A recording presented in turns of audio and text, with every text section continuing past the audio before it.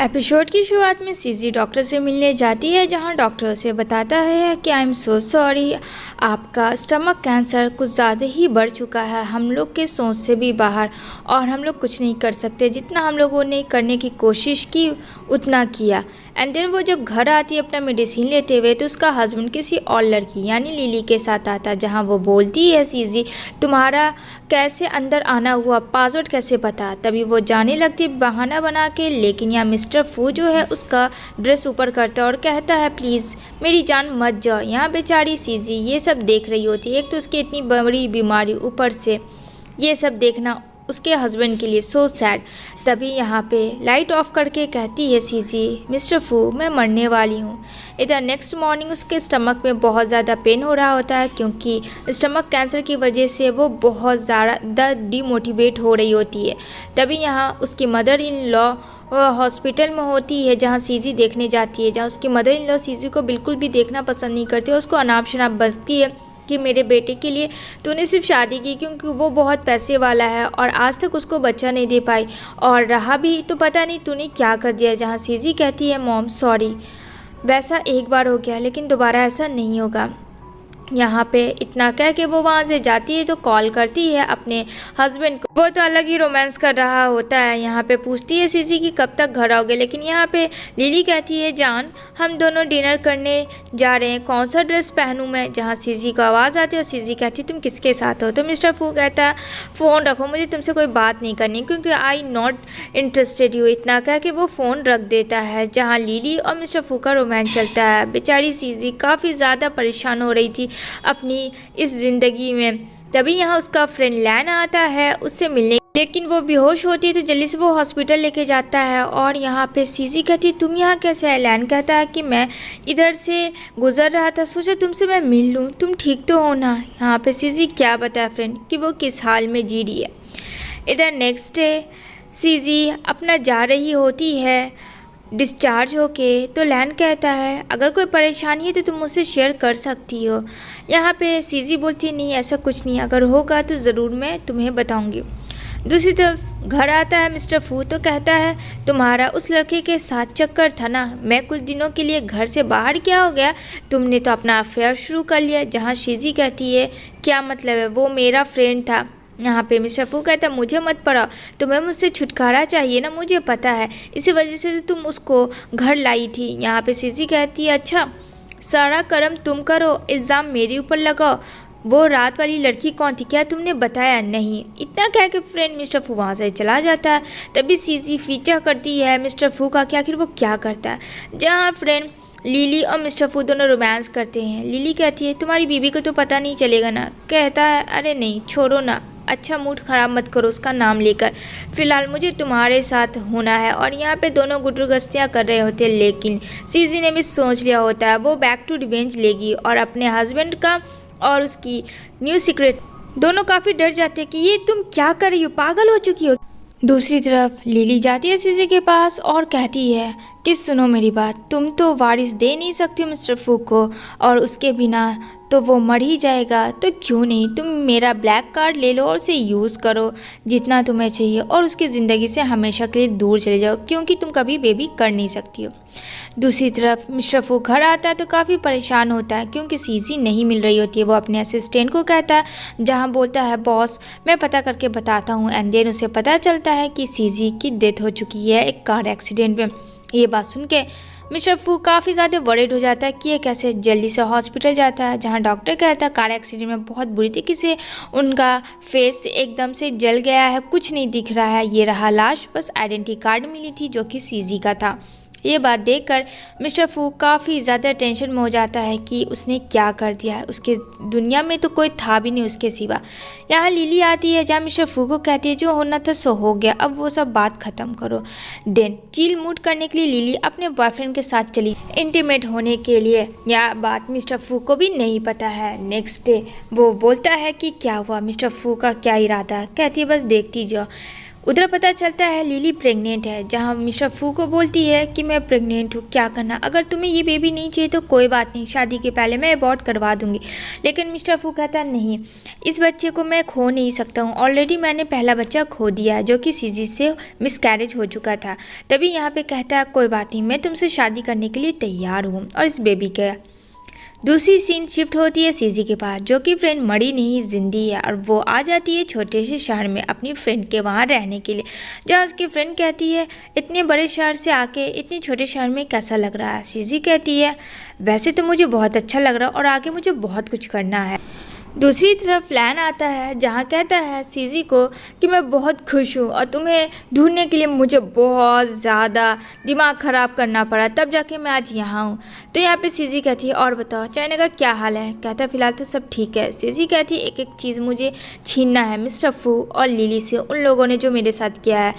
तो लैन कहता है डोंट वरी, मैं तुम्हारे साथ हूँ। कहती है वो तो मुझे पता है, पहले उसके बिजनेस को लेना है क्योंकि 50% तो मेरा भी दिया हुआ है। दूसरी तरफ लिली को दिखाया जाएगा जहाँ वो अपनी सासू माँ से बातें करती है। उसकी सासू माँ कुछ ज़्यादा लिली को भौने देती है, जहाँ लिली कहती है मैं प्रेग्नेंट हूँ फिर भी आप मुझसे काम कैसे करवा सकती हैं, और वो चिल करती है, कहती है इस बुढ़िया को भी ठिकाने लगाना पड़ेगा। देन वो अपने बॉयफ्रेंड से मिलने जाती है और सारी बातें कहती है, जहाँ उसका बॉयफ्रेंड कहता है डोंट वरी जान, सब ठीक हो जाएगा, बस ये बेबी को आने दो इस दुनिया में। बेबी फ्रेंड मिस्टर फू का नहीं, उसके बॉयफ्रेंड लिली के बॉयफ्रेंड का है। दूसरी तरफ सीजी अपना लैपटॉप में काम कर रही होती है, जहाँ उसका भाई आता है और कहता है रुक, तेरी हेल्प एक आदमी कर सकता है, चल मैं तुझे उसके पास लेके जाता हूँ। जहाँ फ्रेंड यहाँ पे ओल्ड मैन मिलते हैं और यहाँ पे सीजी को देखते हैं, जहाँ सीजी कहती है कि मुझे एक कंपनी स्टार्ट करनी है और मैं ली फैमिली से हूँ तो मुझे लोन चाहिए। जहाँ वो ओल्ड मैन कहता है क्या ली फैमिली से, मेरी पोती। यहाँ पे सीजी कहती है क्या मतलब पोती, मेरी माँ सिर्फ एक साधारण थी, एक फैमिली बैकग्राउंड मतलब नॉर्मल, आपको कोई गलत फहमी हुई है। जहाँ वो ओल्ड मैन कहता है नहीं बेटा, मुझे कोई भी गलत फहमी नहीं, तुम मेरी बेटी की बेटी हो, यानी कि मेरी पोती हुई। मतलब सीजी को तो लग पड़ी ली फैमिली के इकलौती वारिस, मतलब काफ़ी रही। अब तो जो भी प्रॉपर्टी है उस ओल्ड मैन का सब अपनी पोती यानी सीजी को दें। जहाँ सीजी कहती है पर ग्रैंडपा मैं ये कैसे ले सकती हूँ, जहाँ ग्रैंडपा उसके कहते हैं ये सब तो बेटा तुम्हारा ही है, मेरी बेटी के जाने के बाद से मैंने इसे बहुत संभाल के रखा है। अब यहाँ पे सीजी को ग्रैंडपा मिल जाते हैं और ग्रैंडपा को उनकी ग्रैंड डॉटर, दोनों मिलके अपना कंपनी चलाते हैं। इधर सीजी की काफ़ी तबीयत ख़राब होती है, जहाँ उसका भाई कहता है तुम ठीक तो हो ना। यहाँ पे सीजी बोलती है हाँ मैं ठीक हूँ, तुम इसके बारे में मत सोचो। दूसरी तरफ मिस्टर फू काफ़ी ज़्यादा गुस्सा कर रहा होता है अपने टीम पे कि आखिर वो जो टेंडर आने वाला था वो टेंडर किसी और के पास कैसे चला गया।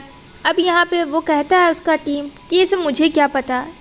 मिस्टर फू के बारे में उसका भाई कहता है कि देखो लिली से उसने इंगेजमेंट कर दिया है और बहुत जल्दी शादी होगी, ये न्यूज़ में आया है। तो यहाँ पे सीजी कहती है छोड़ो रहने दो, उन लोगों की आपस की पर्सनल लाइफ है। दूसरी तरफ मिस्टर फू सीजी की फ़ोटो देखता है और काफ़ी ज़्यादा मिस करता है। मतलब यहाँ ये एक चीज़ क्लियर है कि मिस्टर फू बहुत ज़्यादा सीजी से लव करता है। उधर उसका असिस्टेंट बॉस रात काफ़ी हो गई कि आप घर नहीं जाएंगे, तो कहता हाँ मैं जाऊँगा। दूसरी तरफ मिस्टर फू को पता चलता है कि वो ली फैमिली की एक वोमेन है जो कि उसने टेंडर को बाय किया है। अब ली फैमिली कौन है ये तो नहीं पता। इधर सीजी की दिन पे दिन काफ़ी ज़्यादा तबीयत ख़राब हो रही थी, जहाँ उसका भाई कहता है बहन खुद का ध्यान रखा करो, इतनी काम में बिजी ना हो। कहती है सीजी तुम लोग को तो फिर टेंशन किस बात का। इधर लिली कुछ ज़्यादा ही खर्च कर रही होती है, जहाँ उसकी सासू माँ कहती है कि ये तुम फिजूल का बहुत पैसे खर्च करती हो। तभी वहाँ पे फू आता है, कहती है बेटा इससे पहले ब्लैक कार्ड लो, नहीं तो ये लड़की पूरा बर्बाद कर देगी हम लोगों को, इससे अच्छी तो कम से कम सीजी थी। वो सीजी का नाम ले लेती है। दूसरी तरफ सीजी को देखने को मिलेगा कि उसकी तबीयत और ज़्यादा ख़राब हो रही होती है और वो बेहोश हो जाती है। तभी उसका भाई दौड़ के आता है, उसे जल्दी से हॉस्पिटल लेके जाता है। यहाँ पे कहता है अब कैसा फील करी हो। सीजी कहती है तुम लोग हो ना मेरे साथ, मुझे कुछ भी नहीं होगा। यहाँ पे सब लोग समझ जाता है सीजी के पास टाइम बहुत कम है। तभी यहाँ पे उन लोगों ने डिसाइड किया होता है कि इस जगह से अब दूसरे जगह लेके जाएंगे सीजी को, और सीजी को दोनों यानी उसका एक फ्रेंड लैन और उसका भाई बहुत अच्छा केयर करता है। और यहाँ सोचता है कि अब सीजी को यहाँ से ट्रांसफ़र किया जाए।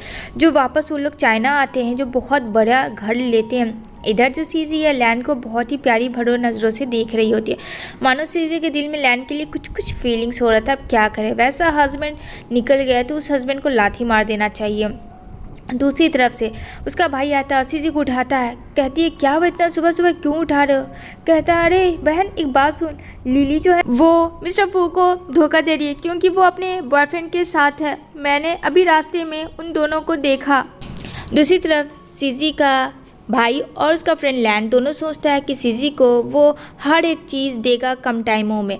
एंड देन एक शादी का इनविटेशन आता है लैन के पास, जहाँ वो सीजी को तैयार करवाता है एक हॉट सा ड्रेस पहन के, और वहाँ पहुँच जाता है जहाँ किसी और का नहीं मिस्टर फू का शादी हो रहा था। अब यहाँ पे मिस्टर फू देखता है कि ये दोनों यहाँ, ये देख के तो शॉक्ड हो जाता है कि उसकी वाइफ जो सीजी वो मरी नहीं, जिंदी है। यहाँ पे कहता है तुम इसके साथ क्या कर रही हो, यानी कि तुमने मेरे साथ गेम खेला। तो सीजी हंसती है, कहती है तुम ही मेरे साथ गेम खेल सकते हो क्या, मैं नहीं। और अपने होने वाली फियांसे लैन का हाथ पकड़ के वहाँ से चली जाती है, जो कि मिस्टर फू को अच्छा नहीं लगता। उसने कहा होता है कि वो उसका फियांसे है झूठ का। यहाँ पे मिस्टर फू सीजी को कहता है आखिर तुम ऐसा क्यों कर रही हो, उसके पास क्या है, यानी तुम्हारा शुरू से उसके साथ अफेयर चला था। कहती है माइंड योर लैंग्वेज। दूसरी तरफ लिली और उसके बॉयफ्रेंड का पूरे जगह ऐड हो रहा होता है उसके इस शादी वाले दिन में, जो कि देख के तो सब लोग शॉक्ड हो जाते हैं। और यहाँ पे कहता है लोग देखो आज की दुल्हन का शादी किससे कर रही है, और होटल में किसी और के साथ। जहाँ उसका भाई कहता है ये अब तक की मेरी बेस्ट शादी थी। जहाँ लिली को काफ़ी शोर की आवाज़ आती है तो वो दौड़ के बाहर जाती है कि आखिर ऐसा क्या हुआ है जो लिली के लिए ऐसा सब लोग बुरा बोल रहे हैं। जब वो देखती है तो कहती है ये सब किसने किया, कहो ये सब किसने किया। तभी वहाँ सीजी सामने आती है और लिली कहती है यू ब्लडी, तुमने ये सब किया। लिली कहती है मैं तुझे छोड़ूंगी नहीं। सीजी कहती है अच्छा अभी भी वही है कर। जब मिस्टर फू कहता है जब तुम्हें मेरे पास आना नहीं था तो तुम्हें ये सब करने की क्या ज़रूरत थी, बोलो सीजी। तभी यहाँ मिस्टर फू पीछा करता है सीजी को और कहता है मुझे तुमसे बात करनी है। सीजी कहती है ठीक है। लैन को कहती है तुम वेट करो मैं अभी आती हूँ। जहाँ सीजी और मिस्टर फू दोनों आपस में बात करते हैं। मिस्टर फू कहता कि एक बात बताओ, जब तुमने मेरे साथ रहना नहीं था तो तुमने नाटक क्यों किया, तुम्हें पता है मैं तुमसे कितना प्यार करता था। जहाँ सीजी कहती है तुमसे ज़्यादा मैं तुमसे प्यार करती थी, लेकिन तुमने मुझे एक बार भी समझना ज़रूरी नहीं समझा क्योंकि तुम्हें कोई और पसंद आ गई थी, और जो तुम्हें पसंद थी देखो वो तुम्हारे साथ क्या की। अब तुम बिल्कुल अकेले पड़ गए हो, अब कोई नहीं होगा तुम्हारे साथ। इतना कह के वो वहाँ से चली जाती है। दूसरी तरफ मिस्टर फू जब घर आता है तो रिंग और एक लेटर होता है। जब वो उसे देखता है यहाँ पे सीजी की बीमारी का उसे पता चलता है। ये चीज़ देखकर वो काफ़ी रोता है कि 8 साल से वो अपनी हस्बैंड और वाइफ वाला निभा रहा था, लेकिन वो एक अच्छा हस्बैंड नहीं बन सका कि उसकी वाइफ के बारे में उसे पता ना। दूसरी तरफ सीजी की बहुत ज़्यादा सीरियस कंडीशन हो जाती है, वो बेहोश हो जाती है। जहाँ जल्दी जल्दी उसे हॉस्पिटल लेके जाता है लैन और उसका भाई, और हमें यहाँ पता चलता है कि वो बस अब मरने ही वाली है। लेकिन यहाँ पे ये लोग अपनी तरफ से पूरी कोशिश करते हैं और काफ़ी ज़्यादा टेंशन में आ जाते हैं कि सीजी का क्या हुआ, कोई कुछ नहीं कर सकता। तभी डॉक्टर कहते हैं आई एम सो सॉरी, मुझे माफ़ करना डॉक्टर, क्या हुआ प्लीज़ बताएं। जहाँ डॉक्टर कहती है कूल, ये सर्जरी सक्सेस रही तो सीजी कुछ दिन तक सर्वाइव कर सकती है। अगर 6 मंथ उसने सर्वाइव कर लिया तो वो रह लेगी, अदरवाइज़ मेडिसिन उसी टाइम पे देना। जहाँ मिस्टर फू सीजी का बहुत ज़्यादा केयर करता, उठना बैठना खाना पीना हर एक चीज़ सीजी के लिए। सीजी भी कहीं ना कहीं लैन को पसंद कर चुकी थी। यहाँ पे वो दोनों एक दूसरे के साथ काफ़ी खुश थे। तभी यहाँ लैन जो है सीजी को लेके जाता है घुमाने, जहाँ फ्रेंड एक पतंग के साथ खेलता है, आइसक्रीम खिलाता, उसकी हर शौक हर एक चीज़ पूरा करता है। लेकिन दिन पे दिन सीजी की और ज़्यादा तबीयत ख़राब हो रही होती है और फ्रेंड वो बेहोश हो जाती है। ये देख के लैन काफ़ी ज़्यादा डर जाता है, जल्दी से सीजी को मेडिसिन देता है। यहाँ पे सीजी कहती है मुझे माफ़ करना, मेरा दिन अब और ज़्यादा नहीं है, प्लीज़ तुम मूव ऑन हो जाना। इतना कह के वो वहीं पे मर जाती है। ये बहुत सैड स्टोरी थी, जहाँ लैन काफ़ी पागलों की तरह रोता कि सीजी तुम मुझे छोड़ के नहीं जा सकती। लेकिन फ्रेंड सीजी मर चुकी होती है और वो लेटर लिखती है लैन के लिए कि वो उसे बहुत प्यार करती। दूसरी तरफ सीन शिफ्ट होती है 20 साल बाद, जहाँ मिस्टर फू अब बूढ़ा हो चुका था और वो सीजी की रिंग और उसका लेटर के सहारे अपनी पूरी ज़िंदगी बिता रहा था। इसी के साथ ये मूवी यहीं पे एंड होती है।